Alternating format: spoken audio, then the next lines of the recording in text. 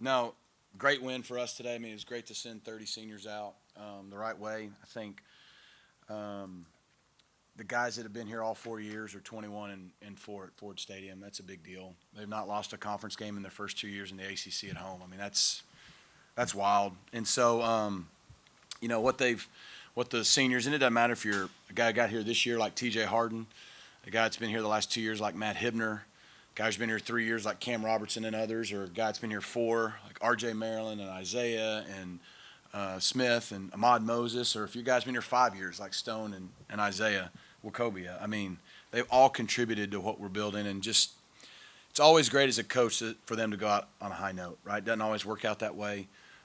The bye week obviously helped us at a good time. I know they were beat up and were without some guys, and so that factors in. But I saw it was a complete team win. Defensively, I mean, no touchdowns, 49 plays. That's incredible.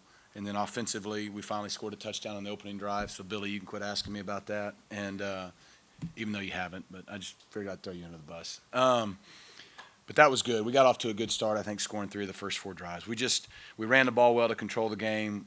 We got off the field on defense, and it was just a good day. And you could tell our guys were ready to play last night and today, and really happy for them.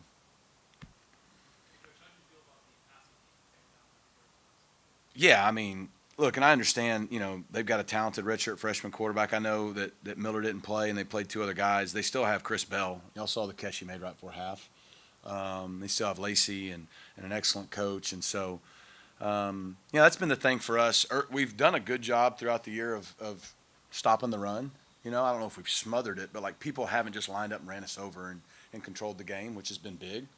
But what we've gotten so much better at throughout the season is getting pressure on the quarterback and, most importantly, not giving up those explosive plays in the passing game. And, I mean, you hold anybody to 100 yards passing, that's a pretty good day, especially when they still threw it, 20 times. So, You Brandon Harris for the third straight week, and it seems like he was making a lot of those plays that we saw last yeah. season, just the ones that he's known for.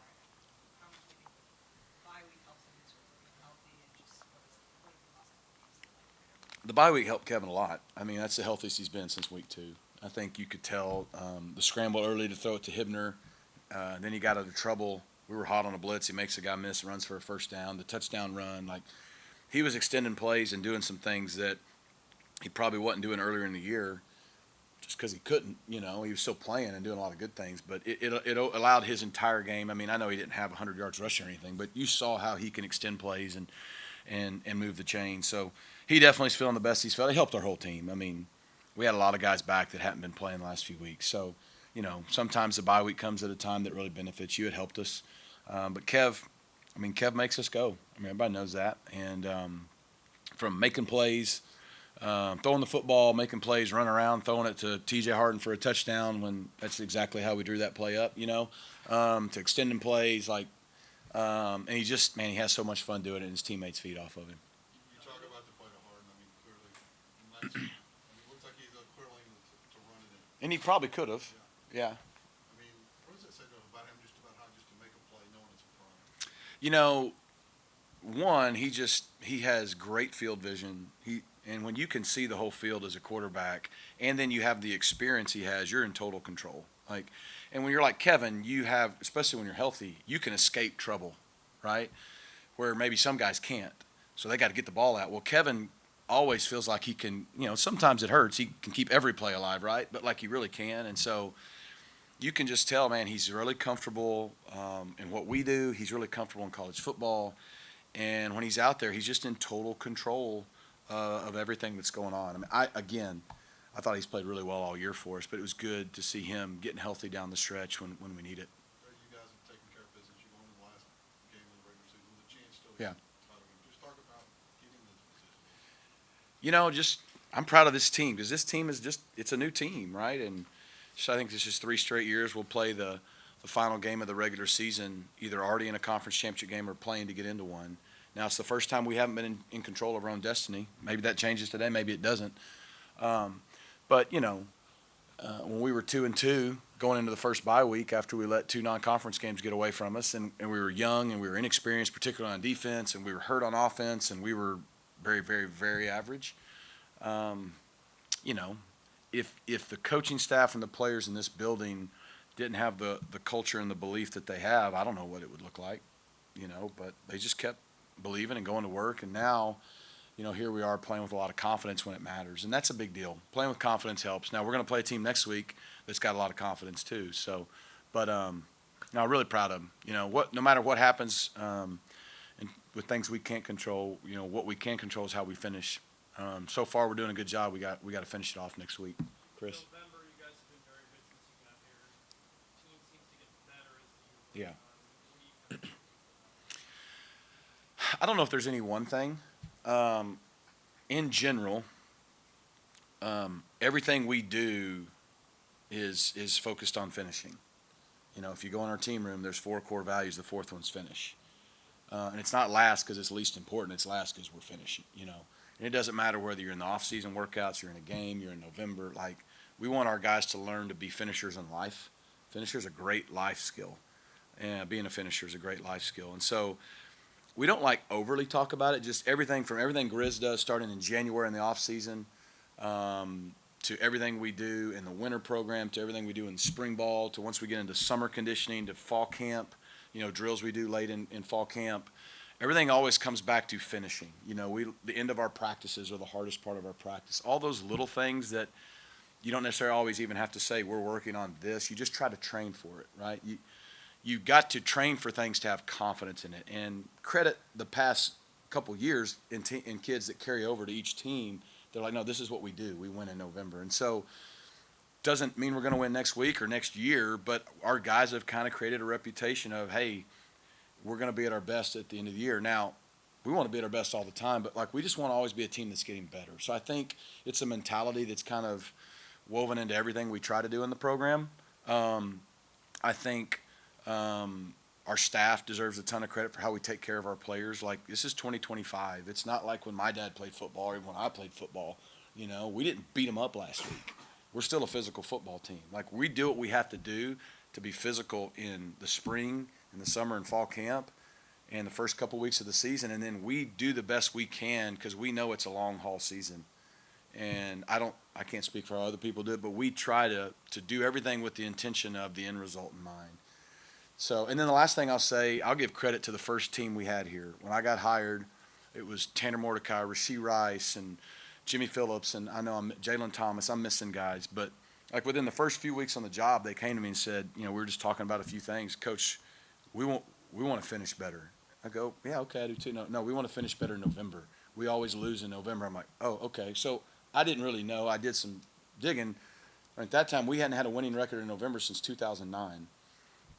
That year, we went into November 4-4, and we finished 3-1 in the month of November. Went 7-5, beat Memphis at home to get that 3rd win to say we had a winning November. We didn't win a conference championship that year, but that group kind of set the tone for this is going to be who we want to be, and I think that in our first year has kind of just carried on through our program. And so,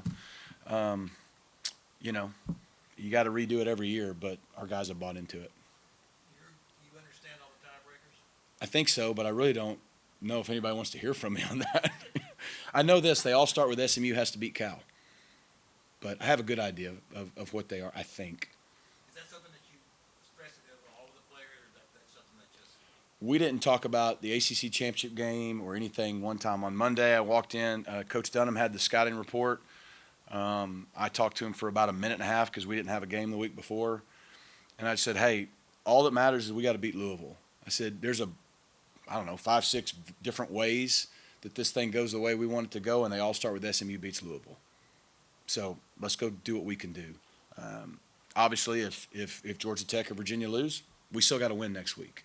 If they don't, we need some help. We got that help last night. I think we've gotten that help today, but there's a long way to go and all that. So, going into last week, I'm sure our kids aren't dumb. They're going to be looking it up and all that, but they've done a good job this far in being focused on what's right in front of them. And so we'll come in tomorrow. We'll start getting ready for Cal. We'll have our team meeting Monday morning, and no matter what, we're still going to be in it, and we got to go beat Cal for anything else to matter. So we try to focus on that and simplify it best we can. Big third down conversions on that opening drive. Yeah. Helped you guys Yeah. finish, 9 of 13 overall on third down. What was working so well for You know, I think the fact that we were running the ball well, we didn't have, did we have one or maybe two 3rd and 10 pluses? I mean, most of it were somewhere between that 3rd and 3 to 7 range, and that's a big difference, right? I mean, it's a difference on how the defense plays you. It's a difference on the options you can do. You can run it, you can throw it. They don't know if you're going to run it because you may be thinking 2 downs. I think our staff put a great plan together, and I think because we could run the ball, we were in more advantageous situations, and our guys executed. I mean, the reason Louisville's been really good on defense this year, you saw it again today, they don't give up a lot of explosive plays. And even the ones they do, other than that last late run, like, we didn't score on them. And so we had to drive the football. 35 minutes time of possession. You have to go 9 of 12 on the ones that mattered to be able to do that. And so I think our staff did a nice job, but most important, our players executed. We protected a lot of their exotic blitzes. Kevin got the ball out of his hands, scrambled for a few. I think that's always big early. Like, the one he hits Hibner on early, that's big, because if not, you're punting after 4 or 5 plays. Here we go again. We don't score. You get to keep asking your question, all that. He scrambles around, makes a great throw. Matt makes a great catch. I believe that was 3rd and 7, and we end up scoring on the drive, right? So a fast start doesn't guarantee you're going to play well, but it sure helps. The ability to run the ball, is it, can you point to certain things that have really helped the last 2 weeks? TJ being healthy, it just seems like he's able to run with a lot more confidence. Yeah, I think it's a various number of things. I mean, guys being healthier, not just them, the O-linemen. I mean, our O-line's played beat up to PJ and Logan and all those guys all year. And I think we've just done – I think our staff's done a better job of learning over the last, month or two this team and what we have and what we can be good at and put game plans together, give our guys a chance to be successful. And then our guys have taken it to heart that, about a month ago, we're like, guys, if we got to run the football better if we want to be who we want to be. We talked about this a month ago. We got to run the football better and be better on 3rd downs. We've done that the last 2 or 3 weeks, and we're more consistent as an offense. So. Since Wade, it's basically been backs against the wall, you gotta win to even get a chance in the postseason. Why do you think they've responded so well these 3 games? Kind of the best they have. Yeah, because they're close. They love each other. It's a family. It's not fake family. It's real family. Guys care about each other. They have each other's back. They trust their coaches. They trust their teammates. The coaches trust the players. You don't win and you don't respond well to adversity in the season just because I come in one day and have a good speech in the team meeting room. We win because of what we do January through August. January through August, we set a foundation that'll hold up through the good and the bad throughout the season. And some years you have more good and some years you have more bad, right? This year we've had more bad early and more injuries, but the guys never flinch because they believe in everything that's going on, and belief's the most powerful thing you can have. But it happens because of relationships, and it takes time. And whether it's guys that have been here or whether it's all these new guys, I mean, we brought in a lot of new guys, and they bought right in. And so, yeah, I mean, that's football. Every game is that way, right? There's ups and downs, even days where you have better days like today. There's still times in the game where it's a critical moment and it doesn't go your way. Like, you got to respond. So our guys just credit our leadership on our team, but I just think it goes back to how our staff and our players, starting in January to August, what we emphasize, and it doesn't start with X's and O's. I noticed you mentioned Hibner's big catch. One of the things I noticed in this game and several games this year is there's a lot of times where because Jennings is in control, but he doesn't, the ball isn't always 100% perfect on the spot, but the receivers, they make it perfect every time they go and they make the plays. Is that due to Coach Likens just establishing that mentality that they're going to make it right every time? Yeah, it's a good observation. I mean, Coach Likens, Coach Woods, Coach Coop, those guys that have the running backs, tight ends, receivers, I mean, we talk all the time about contested catches because in big-time college football or NFL, contested catches. I mean, every now and then you get a guy wide open, great, but, like, contested catches and not just catching it when it's perfect, right? So, yeah, I think they played a lot together. They drill a lot. And I think it goes back to Kevin, like, you can't be perfect as a quarterback. If you try to be perfect, you're not going to be very good.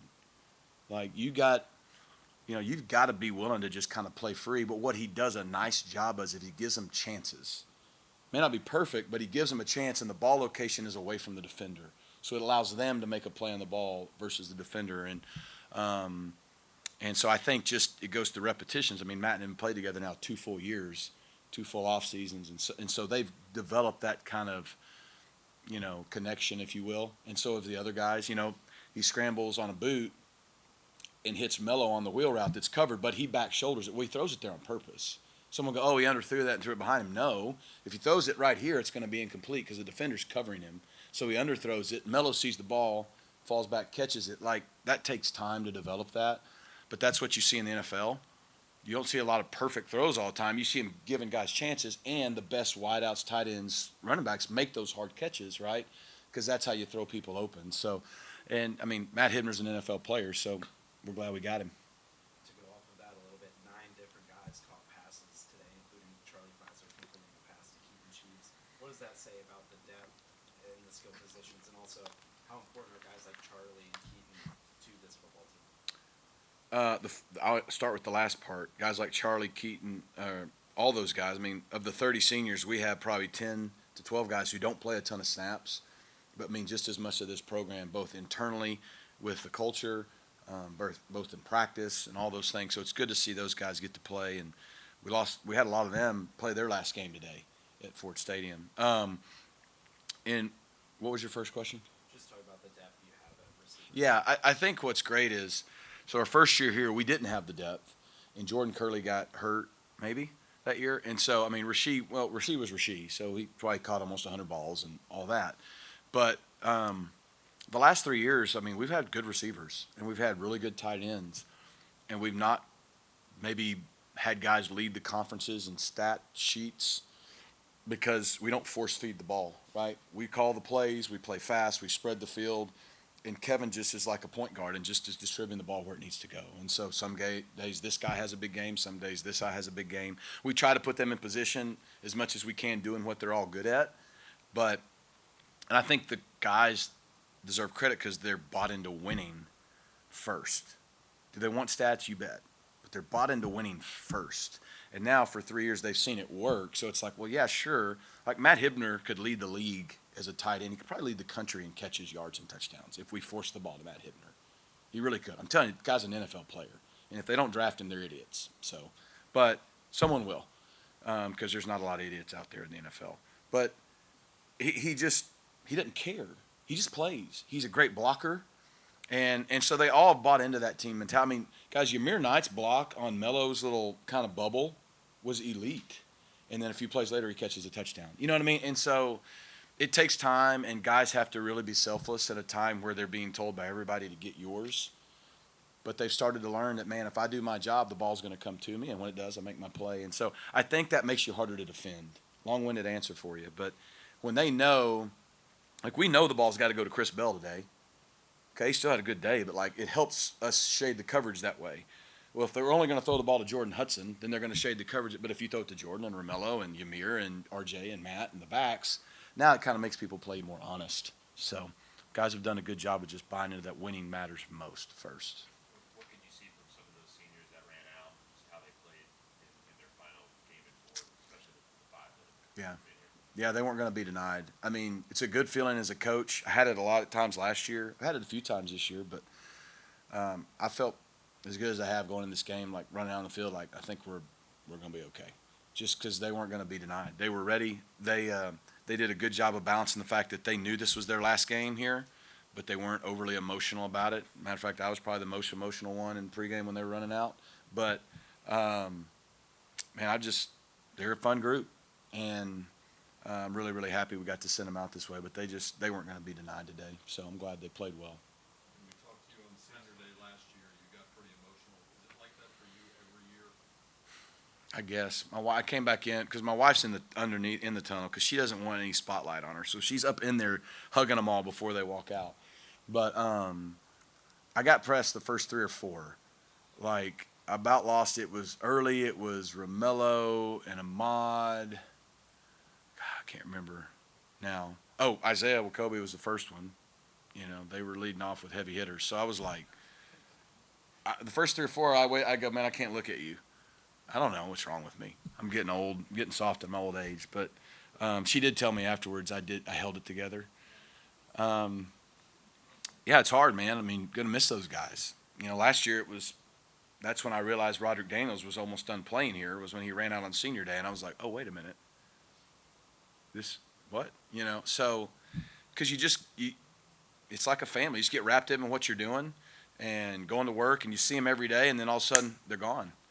And but it's our job to send them out. So hopefully they all said they would do it again in a heartbeat. And I'm gonna stop talking because I'm getting emotional now. And Chris told you no more questions. So The feeling that I got is just joyful, just to be able to go out there and do that with my brothers, knowing that that was our last time playing on four. I feel like we went out with a ball, and we did exactly what Red expected us to do. To piggyback on what he was saying, definitely just enjoying that one last time with the young guys and the older guys as well. Just playing our hearts out, and we've been really. I know Boston College we did really playing that complete game on all phases of the game, so that was really good to see. So, just going out there and doing the same thing next week like we did this week, and just keep on winning. Your coach was talking about the seniors who have invested so much, and he cited the guys who are new this year, like TJ, and he cited transfers like both of you, and then obviously the guys like, I guess, Isaiah have been here the whole time. But for you guys, you talked about transfers who came in and this place felt like home to them. Do you remember, was there a game or a specific season where that feeling started to set in for each of you? You want me to take it? And I got it. I mean, coming in after the I wouldn't say rough year at TCU, but after all the adversity I went through over there, just coming home, I mean, I feel like they accepted me with open arms, and from the strength staff to the coaches, I mean, I just feel like they gave me a new opportunity at life, and I cherish that, and I feel like they did a good job with being opening and being acceptance. I mean, accepting a lot from me, just coming over with dealing with all the stuff that I was dealing with. But I feel like they did a great job in just accepting me with open arms and figuring out stuff with me rather than without me. I would definitely say, obviously, when I first got here, going through fall camp with all the new guys that came in that my first year. But after we lost TCU my first year, really going forward, just seeing everybody, have each other's back and just push and keep on battling adversity together, that really showed me like the brotherhood we have in the culture. Fourth Stadium has changed a lot between the new facility we're in right now and the atmosphere since you guys first arrived. Now there's still room to grow, but how have you guys seen Ford Stadium grow as you guys? Man, I know when I first got here, what was actually fun, I've never been to Ford Stadium like till my first game ever here. Now I've never been even in high school, but just seeing like when we first got here, no one in the stands really. Like we playing, UNC Charlotte and the Tulsas of the world, and then that first Florida State game, the first ACC game, really seeing like the investment in the fans and the students, it's been phenomenal. So just continuing to build that and keep on bringing the fans in, that helps us a lot too. So that's been really good. And I say like to piggyback off him, I remember because I'm from Dallas, so I done played a couple tournaments here. Just from the hilltop to the new facility, like it's just a totally turnaround night and day. And in the team meeting, I think Thursday, Red showed us like the comparisons, and it was probably like 20, like just 20. I say probably like 20, 30 people in the stands compared to when we played Miami. It was just full. Like I mean, and that's the goal. I mean, that's what we strive for here, to put SMU back on the map and back on top where we belong. What's changed since you guys, 2-2, up and down start to the year to be where you are now, with a chance to make the championship game? How did you guys stay focused and contention where you guys? I mean, I say we was young early in the season, still filling ourselves out. We didn't know our team, our identity. And Rhett and them did a great job of just allowing us to go through that and letting us know while we go through that, I mean, adversity is going to come. What you going to do next when it come? What you going to do when it hit? So, I mean, I feel like us as captains, I mean, we did everything. Our meetings, meetings Yeah. with all the captains with Red, like just trying to see like what can we bring the. I mean, where can we just bring the energy from? Because I mean, the first couple of weeks we was dead. We didn't know who we was. We didn't have no identity as a team. So I feel like Red did a great job with just allowing the captains to be captains and letting us meet with each other, getting with the younger guys, just making sure we all on the same page. So when the football, it was never the football aspect of it. Like we knew we could play football all around, like with the young guys and us. It was just really like getting that bond with each other. I mean, I feel like over the summer we didn't really have that bond that our previous teams had, the championship teams had. So, I mean, we just really had to gel, get to know each other, and I mean, like, I feel like this team here is very similar to the last year's team. I mean, with just the bonds and the relationships. I mean, we can play football with our eyes closed. I mean, it's just about knowing, can you trust your brother, and is your brother gonna be there, knowing his assignment and alignment, like, and that's what it was. Yeah, I would definitely say every team has growing pains. I mean, I'm thankful for ours to be a little earlier in the season, but just like going through fall camp, it was really just about the finish. You know, we would always do. We used to do perfect 10s, but it's perfect 12s, 10 yards, and we did. There was one day we did 53 of them because No. I think it was like 83. yeah, no, it was a The lot. exact number It was a was lot, like but 83. just like seeing kind of the guys, you know, each week we kept doing it and just seeing everybody have it back and just pushing. Like if somebody, you know, jumps, to just pick them up. But so going on to the season was really about the finish. We know we were able to finish after we completed that too. So we knew it was gonna come eventually. Just, you know, work each day. You know, one game at a time. Don't look in the future on what's gonna happen. We can't control anything, but what we are able to control. So just, you know. Coach Lashley really put that in us. Just have each other's back, continue to work, and everything will follow.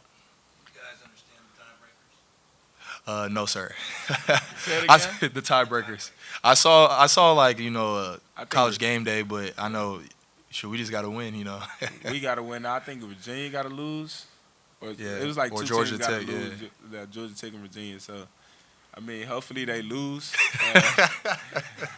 But I mean, we just got to do our job and Yeah. win out. I mean, it'll play itself out. Yeah.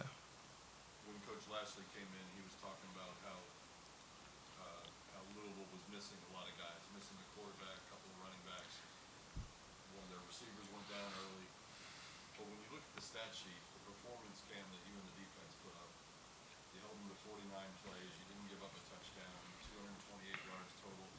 Is it hard to evaluate your performance against an undermanned team like that? And was the defense as impressive to you as it looks on the stat sheet? I'll definitely say we were really impressive. Like, especially after TCU and we had that bye week, the growth that whole defense has got in the passing game and run game, and then we're really just believing one another.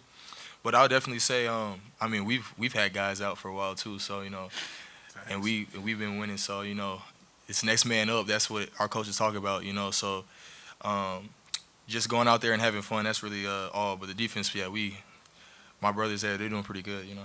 A lot of people made a big deal out of the bye week, and obviously for you, Cam, that helped out a lot. But was it as big of a deal for you guys when you walked out there today? Did you feel more fresh than you have in a while? Oh, absolutely. You know, for me especially, having that extra week, Boston College, I could have tried and see if I could have went, but having that extra week to really be fresh for the run we could hopefully have, and then I think we basically have most of the people back from the start of the season that were able to, but maybe like one or two. So that's really good. So really being able to have a lot of our guys back for our last game in postseason, hopefully that'll be really tremendous for sure. Are you surprised to see a freshman safety with a club on his hand making interceptions 2 games in a row? Not at all. So in the spring when he first got here, we knew he was gonna be a guy. Like we expected him to play a lot before he broke his hand, but him being able to show it the past 2 weeks, Freshman class scary. yeah. Our freshman class, I can't lie, they're definitely the deepest class that's ever came through here. They have a lot of talent, like Polly, Coop, of course, Chunky. Oh my, yeah, Chunky's gonna be one of those guys for sure. And then of course Big Abel and Goofy. So Isaiah, yeah, oh he yeah, him too. Been hurt all year. He was going to play. I'm really excited about those guys for sure. Coming back and watching them. No doubt. Much everything, honestly. Our team, we came out, we executed at a really high level. We were just out there having fun. I think that's the main thing for us. As much as we have fun, as much as we out there celebrating, having fun, dancing around, I think that's the best we play. So the more freely we play, the more, better we play. After the Boston College game, your coach said you might benefit from the bye as much as anyone on the team. Yes, sir. How did you feel today? How close were you back to being 100%? Yeah, I'm definitely almost there for sure. The bye week, came at the right time. Before we play, two good opponents. We got Louisville and Cal coming up soon. So definitely got a time to recover. Let my body chill a little bit, watch some college football, watch some NFL ball, and all that stuff. So it's definitely a good time. And my body got pretty healed up for sure. Can you talk about the touchdown throw to Harden? The play, you went one way with the other. Looked like you had a clear lane to run. Yeah. Man. Talk about that. Yeah, that's the thing I was talking about. Just having fun, being out there having fun. Showing love to my guys. It was senior day for them. Had to show them love, give them a touchdown instead of running one in. So just having fun with the game and making plays out there. For you guys, clearly, you still have to win next week. Right. Being in position that you're in next week, just talk about kind of getting to this position again. Yeah, it was a long journey, honestly. The two non-conference games that we lost, wish we can have those back, but they're behind us. And the Wake Forest loss we had, this was a long journey for us. And I think each and every one of those games tested us as a team, and I think it just made us better and stronger. And we're gonna see how this month play out right here. So do you understand the tiebreaker scenario? Yes, sir. I know a little bit about it right now. Enough to be dangerous? Yeah, sure. Why do you think you guys have put together probably your three best games since that big loss? No more loss for them. Yeah, I think that game really just woke us up. It gave us like a little edge to us. And never got to bounce back and all of that stuff. And we put that behind us. We went to work every single day at practice. We practiced the best we ever practiced these past 4 weeks. And it just shows on the field. It shows how everybody come together. Everybody has the chemistry and just go out there and have fun together. You mentioned having fun out there and Right. go down and score that touchdown on the first drive. How much of that having fun is playing with that sort of confidence and playing with the lead from the start? Yeah, definitely. I think that just brings energy for the whole team. They see me out there celebrating, having fun. They see everybody else dancing around. And that just motivates them to go out there, make some plays, go celebrate, have fun with it. So I think just doing that early, bringing some energy early in the game, I think it does a lot for us and just bringing the momentum towards us. You were throwing, like it was more touch passes, but like in the first half, you rolled out to your left and floated one over a defender, I think for Mello. In the second half, you threw one that about a mile in the air, and dropped between two defenders to Jordan. Yeah. Is that something you've been working to add more to your game, or is that just not always naturally been part of your? Yeah, it's definitely something I've been working on. Just kind of putting some touch on the ball, letting my receivers make plays for me. I know that's what we talk about a lot with De'Aaron, Coach King, and Coach Lashley. Just letting my receivers make plays for me, giving them a chance to run under the ball and make plays for me. So just putting air on it, let them make plays. That's something I've been working on every week at practice. When Matt Hibner got into the lineup last year when RJ got hurt, Right. prior to that he had been sort of a complimentary tight end. Now he's emerged obviously as a very good receiving threat. Where have you seen the most growth, either in his game or in your relationship with him on the field? Yeah, the most growth, I'd definitely say just the leadership aspect of it. He came in, he had a great fall camp with us. We knew the player he would be in the future. And this year he stepped up big time just with the leadership aspect, making sure guys are doing the right things, speaking up and all that type of stuff. So definitely leadership aspect of it. You had the team had 9 different guys catch passes today. What does that say about the depth there? And just, when you're throwing it, you're probably not worried about who you're throwing it. Right. Yeah, it's the depth aspect. It helps me a lot, honestly. Just having guys that can rotate in, so we can rest our guys and all that stuff like that. But when I'm back there just dropping back, I'm not looking for a certain guy. I'm just out there playing. Just making sure I put the ball in their facility and knowing they're gonna make a play for me no matter who it is out there. Your line was a little healthier. You got Logan back, and obviously everybody got to rest for a week. Yes, sir. You're obviously scrambling around doing a million things on every play. But are you even aware when there's changes in the line in front of you? Not at all. It's no drop off at all. When different guys come in, when Savion go out and Chamley come in, when Chamley goes out, PJ comes in, something like that. It's really not a drop off at all. I'm just out there playing. Just trusting those guys and knowing they're gonna make a play for me, and just hopefully they're trusting me to make a play as well. What do you think of Charlie Fiver's performance? My dog.